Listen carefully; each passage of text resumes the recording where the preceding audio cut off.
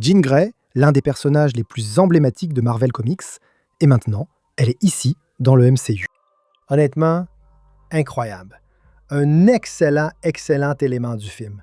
On peut dire qu'elle est déjà la meilleure version de Jean Grey qu'on ait vue jusqu'à présent dans un film. Ce qui rend ça encore mieux, c'est qu'elle est vraiment puissante. À la fin du film, je pense qu'on peut vraiment la comparer à n'importe quelle autre Jean Grey. C'est donc ce que nous allons faire. À quel point Jean Grey est-elle puissante? Découvrons-le. D'abord, il faut évoquer les versions précédentes de Jean. Posons une base et commençons dès le début. Jean Grey.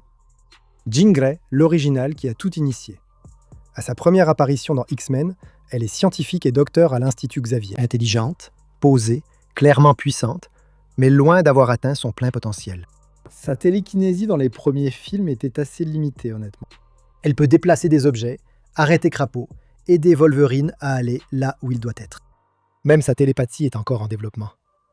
Elle essaie cérébraux et a du mal avec, parce que son esprit n'est pas encore assez fort pour supporter la machine de Xavier à pleine capacité. Elle est clairement puissante. Elle n'en est pas encore là. X-Men 2, ça commence à s'accélérer. Elle fait de mauvais rêves. Sa télépathie devient de plus en plus puissante, mais d'une manière qu'elle ne peut pas totalement contrôler. Les pensées des autres s'immiscent dans son esprit, sa perception du monde s'élargit et devient plus difficile à gérer. Puis au barrage à la fin de X-Men 2, elle montre exactement ce que cette évolution a produit. Le Blackbird, le jet des X-Men, est coincé. L'inondation due au barrage endommagé arrive et on n'a plus le temps. Jean descend du jet. Elle soulève tout l'appareil à elle seule avec sa télékinésie pour que les X-Men puissent s'échapper. Ensuite, elle retient le déluge de toutes ses forces jusqu'à ce qu'il soit hors de danger. Puis le barrage cède et Jean Grey meurt.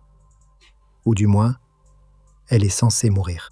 Parce que ce qui est ressorti de cette eau n'était plus vraiment Jean Grey. L'affrontement final.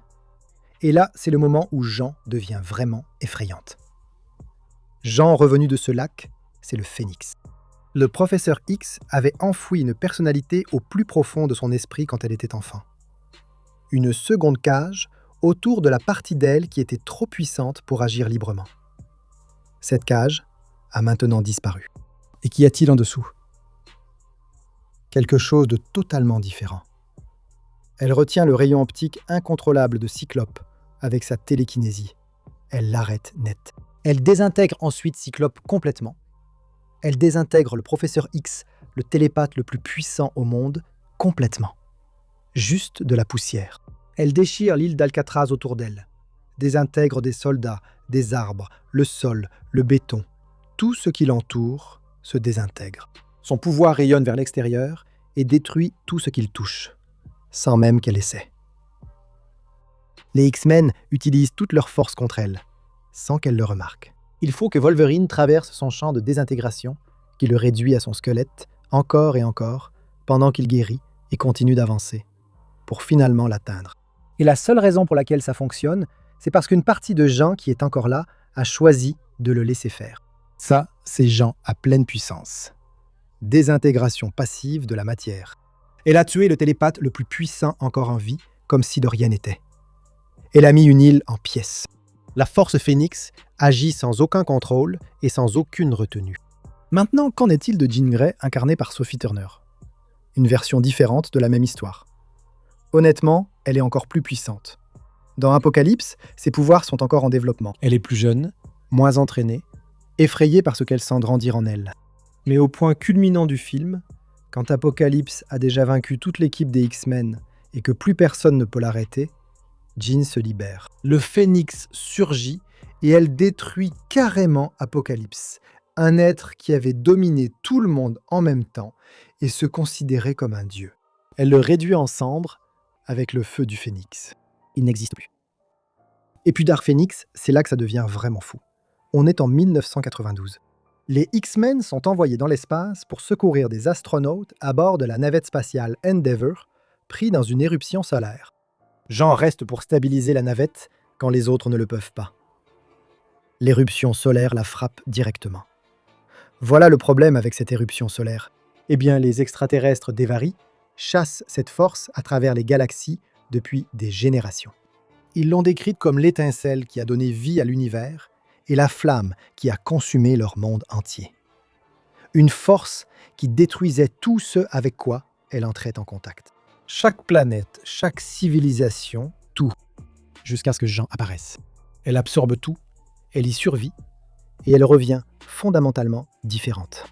Elle oblige le professeur X à quitter son fauteuil roulant et à marcher contre sa volonté, telle une marionnette. Elle le rejette comme s'il n'était qu'une gêne. Elle domine Magnéto sans effort, un homme capable de contrôler le métal à l'échelle planétaire.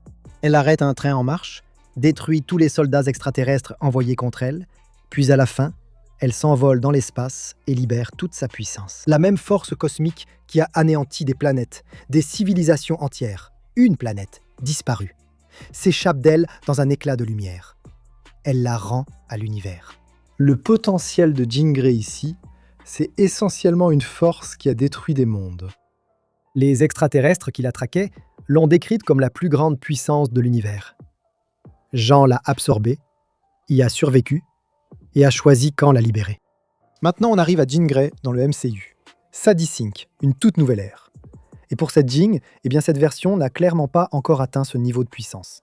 Elle est jeune. Ses pouvoirs ne se sont réveillés que récemment. Sa sœur Sarah lui apprenait à les utiliser dans un flashback, juste avant l'enlèvement de Sarah par Damage Control. Elle ne comprend pas encore pleinement ce dont elle est capable, ni jusqu'où cela peut aller. Pendant la majeure partie du film, il semble qu'elle ne fonctionnait qu'à environ 7% de sa capacité réelle, d'après les ordinateurs et l'analyse de Damage Control. Donc ce qu'elle peut faire à 7%, honnêtement, c'est vraiment impressionnant. Sa capacité principale est le contrôle mental. Elle domine entièrement l'esprit et le corps d'autrui, puis saute rapidement entre les consciences dans un rayon de 10 mètres, se téléportant ainsi d'un cerveau à l'autre, quelle que soit la distance. Elle a échappé à Spider-Man, à la police, au gouvernement, tout en essayant de démanteler Damage Control de l'intérieur. Elle a même réussi à utiliser son pouvoir sur Bruce Banner, à entrer dans l'esprit de Hulk et à le contrôler mentalement pendant un moment. Maintenant, Hulk et Spider-Man ont finalement pu résister et la repousser. Mais le fait qu'elle ait pu entrer du tout est impressionnant. S'ils ont résisté à son contrôle mental, c'est sûrement grâce à leur pouvoir ou à leur nature surhumaine. Ce n'est pas seulement une question de volonté. Le Punisher a beaucoup de volonté, et pourtant, elle pouvait le contrôler facilement. Mais ensuite, Jean a été capturé. Elle a découvert la vérité sur sa sœur, et tout a changé. Ses pouvoirs passent de 7% à 100% en un seul instant. La bulle télépathique qu'elle a projetée sur une grande partie de Manhattan, des milliers de personnes figées simultanément sur un rayon de 30 miles, physiquement immobilisées, tout en restant pleinement consciente. MJ est montrée avec des larmes coulant sur son visage, alors qu'elle ne peut pas bouger du tout. En même temps, Jean coordonne le contrôle mental d'un groupe entier de ninjas de la main simultanément, les faisant bouger en parfaite synchronisation contre Spider-Man, comme s'ils ne formaient qu'un seul être. À travers tout cela, Jean a acquis la télékinésie, contrôlant à la fois les esprits et les objets par la pensée. Elle a brisé la pièce autour d'elle, traversé le bâtiment de force et maintenu le corps de Peter en fonctionnement avec précision. Après avoir reçu une balle de sniper potentiellement mortelle, elle a maintenu sa respiration et ses fonctions vitales par la force mentale jusqu'à ce que les médecins puissent le stabiliser. C'est explicitement le tout début pour elle. Kevin Feige a dit que Jean Grey n'est qu'une fraction de ce qu'elle deviendra. Comment ces trois-là se comparent-ils ? Eh bien, honnêtement, c'est difficile de les comparer parce que vous ne comparez pas seulement des Jean Grey, vous comparez aussi des Phoenix. La Jean du MCU n'a pas encore le Phoenix. Donc c'est un peu difficile de la regarder et de dire qu'elle est la plus puissante. Pas quand d'autres gens désintègrent la matière par la pensée ou sont littéralement capables de détruire une planète entière.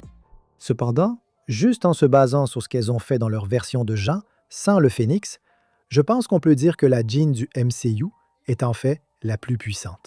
Au moment où elle a obtenu ses pouvoirs, elle a instantanément contrôlé des milliers et des milliers de personnes et a créé une bulle d'une 50aine de kilomètres, et elle l'a fait sans effort.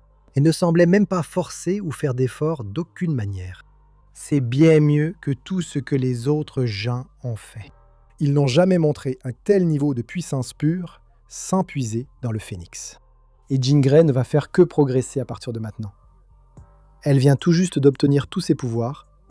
Elle va encore les développer. Ce n'est que le début. Et mec, si ce n'est que le début, eh bien je pense qu'elle va devenir l'une des héroïnes les plus puissantes que nous ayons jamais vues. Mais qu'est-ce que vous en pensez? Dites-le dans les commentaires ci-dessous. Je sais que vous allez avoir des avis et des sentiments sur ce sujet, c'est certain. Si vous êtes resté jusqu'ici et avez vu la vidéo jusqu'à la fin, c'est incroyable. Merci beaucoup de nous avoir regardés et de nous soutenir. Et si vous voulez vous abonner, eh bien abonnez-vous. Vous allez voir plus de vidéos comme celle-ci chaque semaine. On se retrouve alors. Je vous verrai la prochaine fois.